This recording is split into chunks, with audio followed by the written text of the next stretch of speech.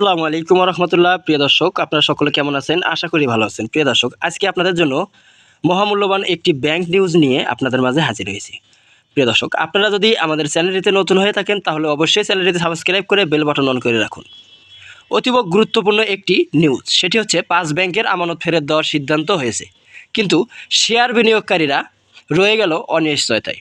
যারা ব্যাংকে টাকা শেয়ার করেছে তাদের জন্য দুঃসংবাদ, আর যারা আমানতের টাকা ফেরত পাবেন সে নিয়ে সুখবর।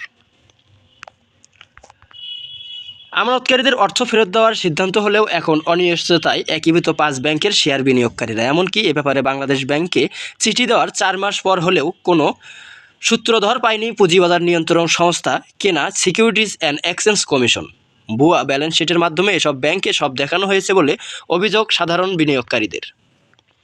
দুর্নীতি, অনিয়ম আর খেলাপি ঋণের ভারে যখন প্রায় অস্তিত্ব শূন্য, তখনও পুঁজিবাজারে রয়েছে একীভূত হওয়া 5 ইসলামী ব্যাংকের শেয়ার বেচাকেনা। বাংলাদেশ বিনিয়োগকারী ঐক্য পরিষদের সাংগঠনিক সম্পাদক মোহাম্মদ মহসিন খান বলেন, এটার দায় বিনিয়োগকারীদের নয়, এটা বাংলাদেশ ব্যাংকের গভর্নরের দায়, কারণ তারা ভালোভাবে কোম্পানি দেখেই লিস্ট করেছে। এদিকে পুঁজিবাজারের এমপিওভুক্ত হতে জমা দেওয়া ব্যালেন্স শিটের এডিট যাচাই করে অনুমোদন দেয় Bangladesh securities and exchange commission. সাধারণ বিনিয়োগকারীদের এমন অভিযোগের স্বীকার করে এডিট ফার্মগুলোর বিরুদ্ধে ব্যবস্থা নেওয়ার কথা বলেছে সংস্থাটি। গত বছরের 23শে সেপ্টেম্বর পুঁজিবাজারের সাধারণ বিনিয়োগকারীদের স্বার্থ সংরক্ষণে কেন্দ্রীয় ব্যাংকে চিঠি দেয় বিএসআইসি। চিঠিতে সাধারণ বিনিয়োগকারীদের স্বার্থ সংরক্ষণে 5টি সুপারিশ করা হয়। বিষয়টি জানানো হয় সরকারকেও, কিন্তু 4 মাস পেরিয়ে গেলেও সে বিষয়ে এখনও কোনো সিদ্ধান্ত নেয়নি অর্থ মন্ত্রণালয় অথবা কেন্দ্রীয় ব্যাংক। বিএসআইসির পরিচালক আবুল কালাম আজাদ বলেন, financial statement Bangladesh bank try party meeting করেছে, রেগুলেটর ও বিষয়গুলো পর্যবেক্ষণ করেছে এবং দেখেছেন এটি ঠিকমতো প্রকাশিত হয়েছে। এর জন্য দায় আমরা এড়িয়ে যেতে পারি না।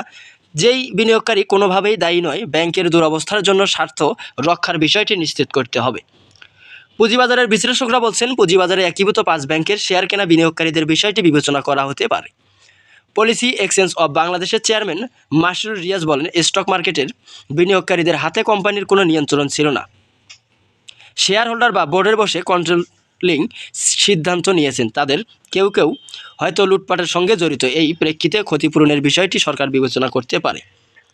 দেশের বিনিয়োগ প্রবাহ স্বাভাবিক করতে আর্থিক খাতে সুশাসন নিশ্চিতের উপর জোর দিয়েছেন অর্থনীতিবিদরা।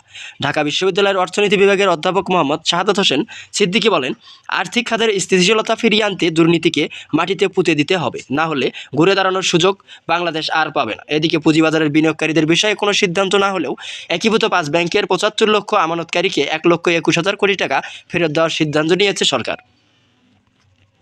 প্রিয় দর্শক, ভিডিওটি ভালো লাগলে অবশ্যই লাইক, কমেন্ট, শেয়ার করে আমাদের পাশেই থাকবেন। আজকের মতো এই পর্যন্তই থাকছে। পরবর্তী সব নিউজ পেতে আমাদের সঙ্গেই থাকুন।